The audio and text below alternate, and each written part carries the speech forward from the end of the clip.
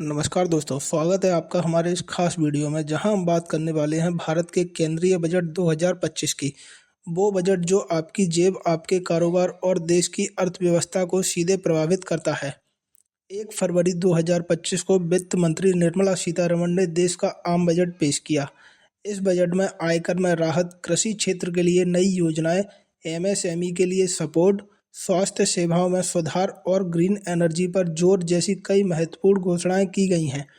लेकिन असली सवाल यह है कि इस बजट से आम नागरिकों को क्या फ़ायदा होगा? क्या यह बजट महंगाई से राहत देगा या नहीं? आइए आसान भाषा में समझते हैं बजट 2025 की पूरी कहानी। तो चलिए बिना समय गवाए शुरू करते हैं आज का वीडियो। 1 जनवरी 2025 को वित्त मंत्री निर्मला सीतारमण ने देश का 8वां पूर्ण बजट पेश किया, जिसमें बहुत सारी नई घोषणाएं की गईं तथा बहुत से बदलाव भी किए गए। इस बजट से पहले उन्होंने कुल 7 बार बजट पेश किया, जिसमें कुल 6 बार पूर्ण बजट पेश किया तथा 1 बार अंतरिम और 1 बार पूरक बजट पेश किया। 31 मई 2019 को निर्मला सीतारमण को वित्त और कॉरपोरेट मामलों का मंत्री नियुक्त किया गया। वह भारत की पहली पूर्णकालिक महिला वित्त मंत्री हैं। उन्होंने 5 जुलाई 2019 को भारतीय संसद में अपना पहला बजट पेश किया। सीतारमण ने 1 फरवरी 2020 को केंद्रीय बजट 2020-21 पेश किया। 1 फरवरी 2025 को दिया गया उनका बजट भाषण लगभग 77 मिनट तक चला। यह उनके अब तक के सबसे छोटे बजट भाषणों में से एक है, जबकि 2020 में उन्होंने 2 घंटे 41 मिनट का सबसे लंबा बजट भाषण दिया था, जो अब तक का रिकॉर्ड है। अब यहाँ याद रखने वाली बात यह है, अगर पेपर में आपको इस तरीके का सवाल मिलता है कि किस वित्त मंत्री ने अपने बजट भाषण के दौरान सबसे लंबा बजट भाषण दिया, तब आप उस कंडीशन में लगाएंगे वित्त मंत्री निर्मला सीतारमण। ठीक है, तो ये याद रखने वाली बात है, क्योंकि पेपर में इस टाइप के क्वेश्चन भी आ सकते हैं। अब अगली स्लाइड में हम जानेंगे अभी तक के इनके द्वारा जितने दिए गए भाषण थे बजट के ऊपर, उनकी अवधि कितनी कितनी थी। तो वित्त मंत्री निर्मला सीतारमण के द्वारा पहला बजट 2019 में पेश किया गया। तब इन्होंने जो भाषण दिया था उसकी अवधि लगभग 137 मिनट की थी। 2020 में दूसरा बजट भाषण पेश किया गया था, जिसमें इनके द्वारा लगभग 161 मिनट का भाषण दिया गया था। फिर तीसरा बजट 2021 में पेश किया, तब इन्होंने लगभग 110 मिनट का भाषण दिया था। फिर चौथा बजट 2022 में पेश किया, तब इनका भाषण लगभग 90 मिनट तक चला। इसके बाद 2023 में 5वां बजट पेश किया, तब इनका भाषण लगभग 87 मिनट तक चला। 2024 में 6वें बजट के दौरान इनका भाषण 45 मिनट तक चला, जो कि अंतरिम बजट था। और 7वां बजट इनके द्वारा 2024 में पेश किया गया, जो लगभग 88 मिनट में पूरा हो गया और यह पूरक बजट था।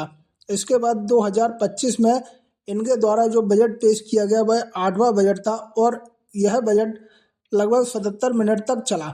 इसके बाद अब हम चर्चा करेंगे अंतरिम और आम बजट में अंतर। यहाँ आपको देखने को मिला है अंतरिम बजट, आम बजट और पूरक बजट। तो अभी हम इनके बारे में विस्तार से चर्चा करेंगे। सबसे पहले हम देखेंगे पूर्ण बजट।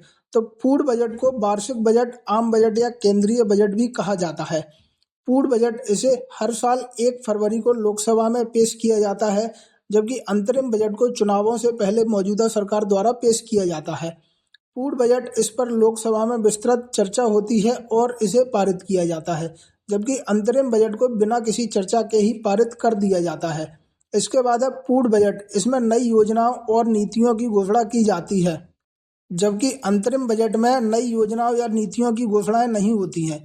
इसके बाद हम देखते हैं पूर्ण बजट। इसमें सरकार के पूरे वित्त वर्ष यानी कि 1 अप्रैल से लेकर 31 मार्च तक के लिए धन का आवंटन किया जाता है, यानी कि सरकार पूरे वित्तीय वर्ष में कितना धन किस योजना पर खर्च करेगी, इसका पूरा पूर्ण बजट में हिसाब किताब लिखा होता है। इसके बाद है अंतरिम बजट।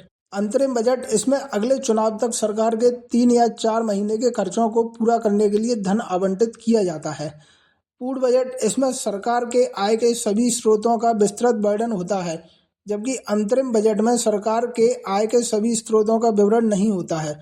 पूर्ण बजट में सरकार की नीतिगत प्राथमिकताओं और आर्थिक दृष्टिकोण को दर्शाता है। जबकि अंतरिम बजट अगले चुनाव तक सरकार के कामकाज को जारी रखने के लिए धन मुहैया कराता है।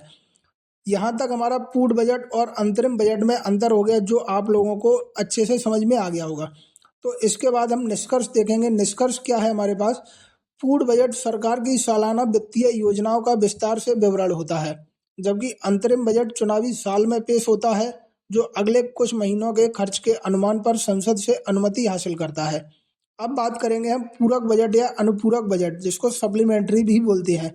सरकार का एक वित्तीय दस्तावेज होता है।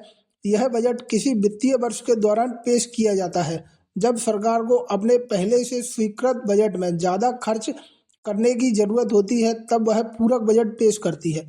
इसके बाद अब पूरक बजट में उन खर्चों को शामिल किया जाता है जिन्हें पहले से स्वीकृत बजट में शामिल नहीं किया गया था, यानी कि चुनाव के दौरान या फिर किसी जरूरत के कारण कोई ऐसी योजना शुरू की जाती है जो जनहितैषी होती है, तो उसका प्रावधान पूर्ण बजट में नहीं था।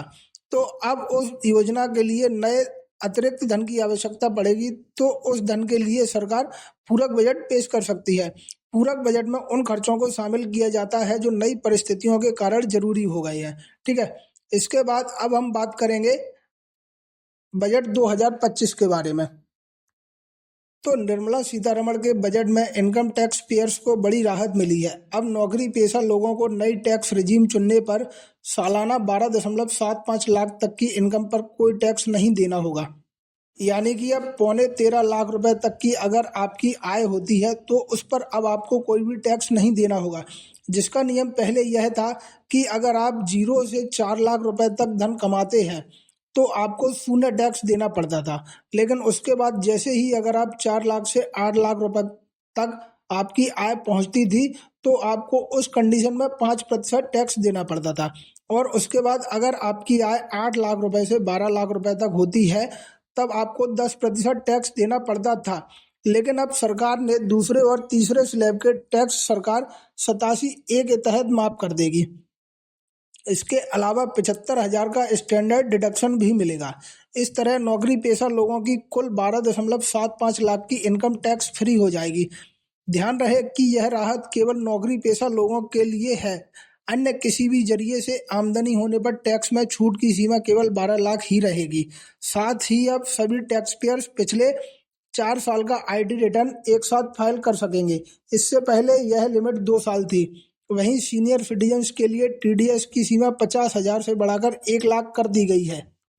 यानी कि जो आईटी पहले 2 साल में आपको भरना पड़ता था, अब उसको आप 4 साल तक इकट्ठा भर सकते हैं। ठीक है, यहाँ एक बड़ी राहत ये मिली है। अब इसके बाद हम देखेंगे मध्यम वर्ग के लिए इस बजट में क्या ऐलान हुए हैं। तो सबसे पहले बात करते हैं, अब 12 लाख की कमाई पर कोई टैक्स नहीं होगा। नौकरी पेशा लोगों के लिए 75,000 स्टैंडर्ड डिडक्शन के साथ टैक्स लिमिट 12.75 लाख हो गई है। यानी कि 12.75 लाख मतलब 13.25 लाख रुपए की आय होने पर आपको कोई भी टैक्स नहीं देना होगा। बुजुर्गों के लिए टैक्स छूट डबल की गई है। टीडीएस की सीमा 10 लाख रुपए की गई है। 4 साल तक अपडेटेड आईटीआर भर सकेंगे, जो कि पहले 2 साल तक थी। किराया आमदनी पर टीडीएस छूट 6 लाख रुपए की गई है। मोबाइल फोन और ई कारें सस्ती होंगी। इसके बाद और क्या इन्होंने राहत दी है मध्यम वर्ग के लिए, तो ईवी और मोबाइल, ईवी मतलब है इलेक्ट्रॉनिक व्हीकल्स, और मोबाइल की लिथियम आयन बैटरी सस्ती होंगी। एलईडी और एलसीडी टीवी सस्ती होंगी। कस्टम ड्यूटी घटाकर 2.5% की गई है। देश में अगले हफ्ते नया इनकम टैक्स बिल लाया जाएगा। 1 लाख करोड़ रुपए का अर्बन चैलेंज फंड बनेगा। शहरी क्षेत्र में गरीबों की आय बढ़ाने की योजना आएगी। 1 लाख अधूरे घर पूरे होंगे। 2025 में 40,000 नए मकान हैंडओवर किए जाएंगे। हर घर नल से जल पहुंचाने जल जीवन मिशन कार्यक्रम 2028 तक बढ़ेगा। अब बात करते हैं इस बजट में महिलाओं के लिए क्या ऐलान किए गए हैं। तो एससी एसटी की एमएसएमई महिला उद्यमियों के लिए विशेष लोन योजना लाई जाएगी। पहली बार उद्यमी बनने वाली महिलाओं को 2 करोड़ तक का टर्म लोन मिलेगा। ठीक है, महिलाओं के लिए केवल 2 ही ऐलान किए गए हैं। अब बात करेंगे हम बुजुर्गों के लिए, यानी कि सीनियर सिटीजन्स के लिए। तो सीनियर सिटीजन्स के लिए टैक्स छूट दोगुनी यानी 50,000 रुपए से बढ़ाकर 1 लाख रुपए की गई है। 36 जीवन रक्षक दवाएं पूरी तरह से टैक्स फ्री हो जाएंगी, जिनके बाद ये दवाएं जो महंगी मिलती थी वो अब सस्ती हो जाएंगी। देश में 200 डे केयर कैंसर सेंटर बनेंगे। इसके बाद है मेडिकल उपकरण और कैंसर की दवाएं सस्ती होंगी। 6 जीवन रक्षक दवाओं पर कस्टम ड्यूटी 5% घटाई जाएगी। 13 मरीज सहायता कार्यक्रम बेसिक कस्टम ड्यूटी से बाहर होंगे। इसके बाद अब बात करते हैं किसानों के लिए यानी कि अन्नदाता के लिए। तो अन्नदाता के लिए इस बजट में क्या क्या निकला है, तो किसान क्रेडिट कार्ड यानी कि केसीसी की लिमिट 3 लाख से बढ़ाकर 5 लाख रुपए की गई है। देश में पीएम धन धान्य कृषि योजना शुरू होगी। 100 जिलों को इसका फायदा होगा। डेयरी और मछली पालन के लिए 5 लाख रुपए तक का लोन मिलेगा। समुद्री उत्पाद सस्ते होंगे। कस्टम ड्यूटी 30% से घटाकर 5% की गई है। अंडमान निकोबार और गहरे समुद्र में मछली पकड़ने को बढ़ावा मिलेगा। बिहार के किसानों की मदद के लिए मखाना बोर्ड का गठन होगा। मिथिलांचल में पश्चिमी कोसी नहर परियोजना शुरू होगी। 50,000 हेक्टेयर क्षेत्र के किसानों को इसका फायदा मिलेगा। दालों में आत्मनिर्भरता हासिल करने के लिए 6 साल का मिशन बनाया गया है। इसके बाद है post payment bank payment service ग्रामीण योजनाओं में बढ़ाई जाएगी।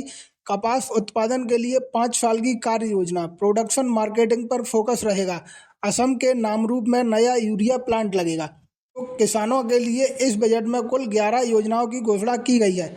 अब बात करते हैं हम युवाओं के लिए। युवाओं के लिए इस बजट में क्या मिला है, स्टार्टअप के लिए 10,000 करोड़ रुपए का फंड बनेगा। 500 करोड़ रुपए से 3 एआई यानी कि आर्टिफिशियल इंटेलिजेंस एक्सीलेंस सेंटर बनेंगे। मेडिकल एजुकेशन में अगले 5 साल में 75,000 सीटें बढ़ेंगी। देश में 23 आईआईटी में 6500 सीटें बढ़ाई जाएंगी। मेडिकल कॉलेजों में 10,000 सीटें बढ़ेंगी। पीएम रिसर्च फेलोशिप के तहत 10,000 नई फेलोशिप दी जाएगी। देश में ज्ञान भारत मिशन शुरू होगा। 1 करोड़ मैन्युस्क्रिप्ट का डिजिटलाइजेशन होगा। पटना में आईआईटी हॉस्टल में सुविधाएं बढ़ाई जाएंगी। Make in India make for world को बढ़ावा मिलेगा। इस बजट में स्किल बढ़ाने के लिए 5 राष्ट्रीय स्तर के सेंटर बनाए जाएंगे। सभी सरकारी माध्यमिक विद्यालयों और प्राथमिक स्वास्थ्य केंद्रों को ब्रॉडबैंड कनेक्टिविटी प्रदान की जाएगी।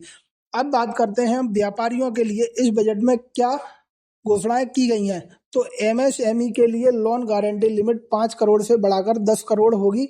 सोशल वेलफेयर सरचार्ज हटाने का प्रस्ताव पारित किया गया है। इस बजट में 7 टैरिफ रेट हटेंगे। अब देश में 8 टैरिफ रेट ही रह जाएंगे। ग्लोबल कैपेबिलिटी सेंटर टियर 2 शहरों में बनाए जाएंगे। देश को खिलौना उत्पादन का ग्लोबल हब बनाने राष्ट्रीय योजना बनेगी। नई लेदर स्कीम से 22 लाख लोगों को रोजगार मिलेगा। बिहार में national institute of food technology बनेगा।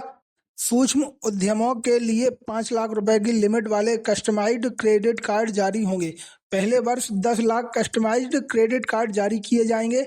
शहरी स्ट्रीट वेंडर्स के लिए पीएम स्वनिधि स्कीम की लोन लिमिट बढ़ाकर 30,000 रुपए की जाएगी। अगली स्लाइड में देखते हैं, सरकार ने बजट में कैंसर की दवाएं सस्ती करने का ऐलान किया है। अगले 3 साल में देश के सभी जिलों में कैंसर डे केयर सेंटर बनाए जाएंगे। अगले फाइनेंशियल ईयर में ही ऐसे 200 सेंटर और बनाए जाएंगे। निर्मला सीतारमण ने बिहार के लिए national institute of food technology की स्थापना करने का ऐलान किया है। राज्य में आईआईटी का विस्तार भी होगा। मखाना बोर्ड और 3 नए एयरपोर्ट भी बनाए जाएंगे। कहाँ? बिहार में। इसके बाद है 36 जीवन रक्षक दवाएं, इलेक्ट्रॉनिक सामान और मोबाइल सस्ते होंगे। बस यही हमारा पूरा बजट था। इस बजट में किसको क्या मिला है वो आपको सभी जानकारी विस्तार से मिल ही चुकी है। तो दोस्तों, यह था भारत के केंद्रीय बजट 2025 का पूरा विश्लेषण। यह बजट मध्यम वर्ग, किसानों और उद्यमियों के लिए कई राहतें लेकर आया है। खासतौर पर आयकर में राहत और एमएसएमई सेक्टर में सपोर्ट की वजह से अर्थव्यवस्था को बढ़ावा मिलने की उम्मीद है। आपको यह बजट कैसा लगा? क्या आपको लगता है कि यह बजट आम जनता के लिए फायदेमंद है या नहीं? अपने विचार हमें कमेंट सेक्शन में जरूर बताइए। अगर आपको यह वीडियो पसंद आया हो तो इसे लाइक करें, शेयर करें और हमारे चैनल को सब्सक्राइब करना ना भूलें। मिलते हैं अगले वीडियो में, तब तक के लिए धन्यवाद।